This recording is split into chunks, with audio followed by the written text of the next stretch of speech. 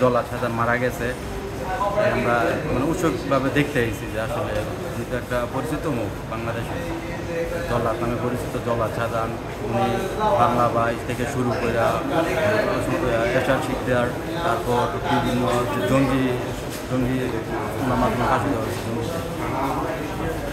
ওনার মৃত্যুর খবর কখন শুনেছেন? তো আধা ঘন্টা আগে আমরা শুনছি। তারপরে এখানে এসেছে। পেশেন্ট ভর্তি আছে, আত্মীয়স্বজন ভর্তি আছে হাসপাতাল, ওইখান থেকে শুনে আমরা আসি।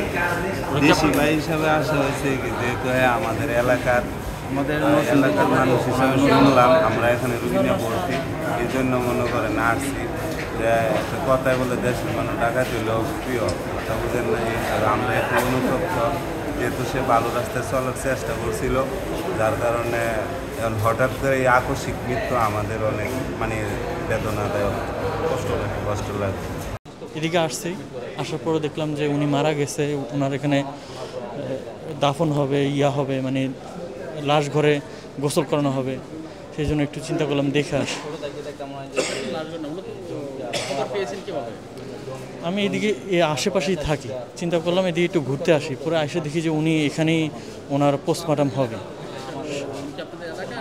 না এলাকার না, অনলাইনের মাধ্যমে। জি ভিডিও দেখছি। জি মানে লাশকে নিয়ে যাওয়া হবে কখন, এমনটি কিছু শুনেছেন? একমাত্র বলতে হবে যে আজ দারোগা আছে ইনভেস্টিগেশন অফিসার, উনি এটা বলতে পারবেন। উনি থানায় গেছেন, থানার থেকে আসবেন তারপরে। তার বড় বোন, তার যে বোন এসেছে তিনি বলছিলেন যে পোস্টমর্টম করা হবে, এরকম তিনি বলছিলেন, আসলে কি হবে এটা আমি সঠিক বলতে পারবো, একমাত্র আমি বলতে পারবো। আসন যা মনে হতো ওটাই নির্ভর। আপনি কখন থেকে ডিউটি করছেন? আমি এখান থেকে গত রাত থেকে শুরু করছি। আচ্ছা, এই লাশ এখন ময়নাতদন্তের জন্য কোথায় নিয়ে এটা একমাত্র যদি ময়নাতদন্ত হয় তাহলে যাবে মর্গে তো করার পরে তারপরে ওদের গার্জেনকে তুলে দেওয়া হবে।